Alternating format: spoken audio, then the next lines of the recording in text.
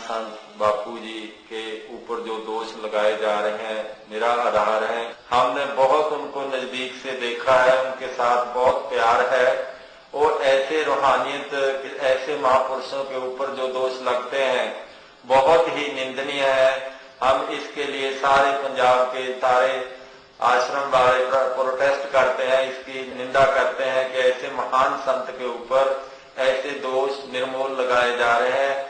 तो इसलिए हम पुरजोर अपील करते हैं कि ऐसे महापुरुषों के ऊपर ऐसे दोष ना लगाए जाएं, उनकी सोबत संगत शोहरत का पूरा पूरा लाभ प्राप्त किया जाए, यही हमारा सभी को निवेदन है।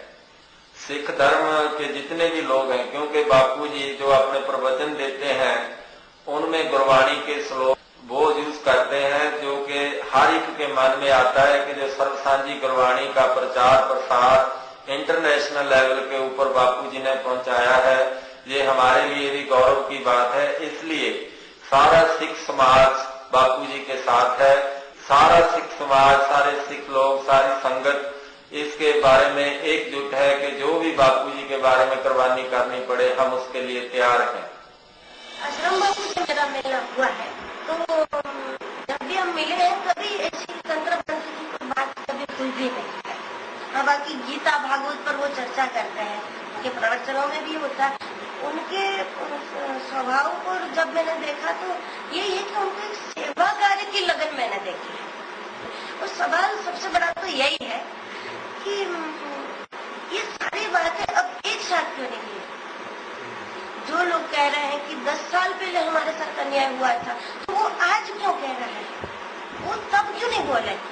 ऐसा भी हो सकता है कि कोई निश्चित दिमाग इसके पीछे काम कर रहा है कि हिंदू धर्म को, आश्रम परंपरा को, उसको एक कलंकित करने के एक सूझी समझी साजिश भी लग रही है। संतों की हानि होगी या फिर संतों के प्रति जो श्रद्धा है वो समाप्त तो परिणाम में वो लोग हो जाएंगे जो साधु के सामने षड्यंत्र करें, जो सनातन धर्म के सामने षड्यंत्र करें। सनातन धर्म के बीज की जो है भगवान इसकी रक्षा करता है, समाप्ति तो उनकी हो जाएगी जो इसको समाप्त करने के लिए तुले हुए हैं। संत तो माफ कर दे, उनको मालूम भी नहीं होता क्या हो रहा है, प्रकृति माफ नहीं करती। आशाराम बाबू जी ऐसे महान व्यक्ति है, ऐसे व्यक्ति संसार में दूसरा नहीं मिलेगा। ऐसा अच्छा व्यक्ति है, कोई उनका अहम नहीं है। अहंकार बिना संसार में विद्यमान एक ही महाराज है, आशाराम बाबू जी महाराज। ऐसे संत महात्मा का स्थान पर अनेक कार्यक्रम चल रहा है, साधन रूप में कई लोग यहाँ साधन कर रहा है। विद्यार्थियों का अच्छा सत्संग, स्कूल वगैरह दोनों मिलकर के अच्छा ही काम हो रहा है। अपना लोगों का हृदय में देखने से काम क्रोध लोभ मोह मद मात्सर्य से जितना दुर्गुण है उतनी है, वो निकालने के लिए बाबूजी का आश्रम है। जिस महामानव ने, जिस दिव्य चेतना ने इस धरा के ऊपर धर्म, संस्कृति, अध्यात्म और भारत की उदात्त परंपराओं को पूरी ऊर्जा के साथ स्थापित किया हो, ऐसे महापुरुष के मैं दर्शन करूं ऐसा तो हो ही नहीं सकता था। इसलिए स्वयं यहाँ पर मैं अपने आप को आकर के धन्य और कृतार्थ महसूस कर रहा हूं। जीवन में आखिर हर व्यक्ति निराश है, और हर व्यक्ति जो निराश है उसको आशाराम जी की जरूरत है।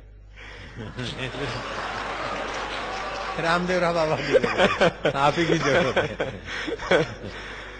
देश यदि विकसित होगा, देश यदि समृद्ध बनेगा और भारत अपनी प्राचीन परंपरा, अपने नैतिक मूल्य और आदर्शों से ही ऊंचा उठेगा, और वह आदर्श, वह नैतिक मूल्य, वह प्राचीन सभ्यता, वह धर्म, दर्शन और संस्कृति का जो जागरण है वह आशा ही से जागृत होगा। इसलिए श्रद्धेय वंदनीय महाराज श्री की इनकी आशा की तो जरूरत सारी दुनिया को है। आशा के बाद में राम आता है, पहले तो आशा ही आती है।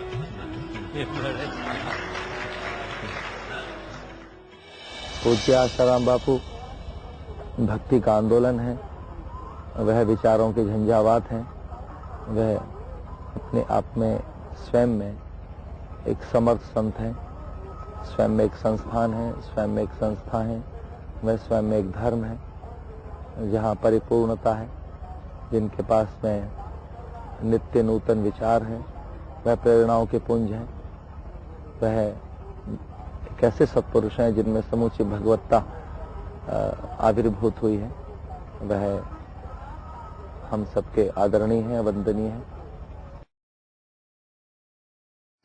तो हमारी हिंदू संस्कृति की जड़ें काटने की साजिश चल रही, चाहे फिर साईं बाबा हो, चाहे रामदेव महाराज हो, चाहे अमृतामयी माँ हो, चाहे और कई साधु संतों के यहाँ से तूफान चलता हुआ।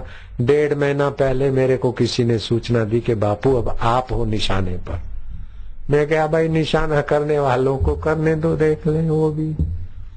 अब आप हो निशाने पर, हम नहीं निशाने पर, हमारी संस्कृति निशाने पर है, हमारी भारत की अस्मिता निशाने पर है। तो कईयों का हृदय पीड़ित होता है, कईयों के दिल में दुख होता है कि आखिर हम उदार सहिष्णु होते होते क्या अपनी संस्कृति नष्ट होते हुए देखेंगे। गुरु तेग बहादुर बोलिया, सिखो सुनो बड़ भागिया, धड़ दीजिए धर्म न छोड़ी। कबीर जी के पीछे साजिश वालों ने किया तो कबीर जी ने वैश्या का हाथ पकड़ लिया और बोतल उठा ली। क्या मैं ऐसा करूं तो आप संतुष्ट हो जाए तो मैं वो भी तैयार हूं, बोलो।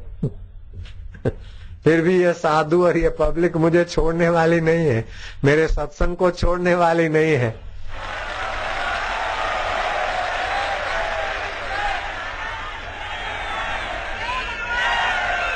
आप करोड़ों रुपया खर्च कर रहे हैं कुप्रचार के लिए और हम तो एक पैसा भी खर्च नहीं कर रहे, और अपने आप ये दीवाने खींचे चले आ रहे हैं। आप इनको कैसे तोड़ोगे? अब इन पर कुप्रचार की असर नहीं होती, लेकिन इससे तो करोड़ों लोग और भी हैं जिन पर कुप्रचार की असर नहीं होती। और कई समितियों ने तो आपस में निर्णय कर दिया है कि जो बापू की निंदा दिखाते हैं तो केबल वाले को तुरंत फोन करो कि हमारा केबल काट दे, हम तुझे पैसे नहीं देंगे 200-300 जो देते हैं। तो अपने आप उनका टीआरपी घटेगा तो झूठे आरोप लगाने में वो बाज आएंगे। ऐसे समिति वाले एक दूसरे को बता रहे हैं। तो कुटुंब का बड़ा कौन चाहेगा कि लड़े बढ़े? ऐसे बापू क्यों चाहेंगे कि सड़कों पे आए ये करे? लेकिन बापू ये भी नहीं चाहते कि ये एकदम कायर होकर श्रद्धा कटाकर नर पशु होकर घूमते रहे। प्रभु के दीवाने बहकाए नहीं जाते, कदम रखते आगे तो फिर लौटाए नहीं जाते हैं। ओम ओम ओम। अपने अपने घरों में माला करो 2-5, जिससे इनकी आंधी तूफान और आरोपों की गंदगी धुल जाए। अगर फिर कोई और भी आगे चला तो आगे का फिर देखो, जो भगवान की इच्छा होगी होगा वही जो राम रचि राखा। लेकिन अपना संयम धैर्य रख, कीर्तन यात्रा करते हो तभी भी किसी के लिए अपशब्द नहीं बोलना। अपना कीर्तन यात्रा निकाल कर जो निवेदन आवेदन देना हो कलेक्टर को, सरकार को दे सकते हो, लेकिन ज्यादा कोई हंगामा कहीं ना हो। कीर्तन यात्राएं निकालें, बापू क्या करें, आज्ञा दो, हमारा खून उखलता है, हमसे रहा नहीं जाता, देखा नहीं जाता, हम आत्महत्या कर लें। नहीं, ऐसा कोई गलती ना करें।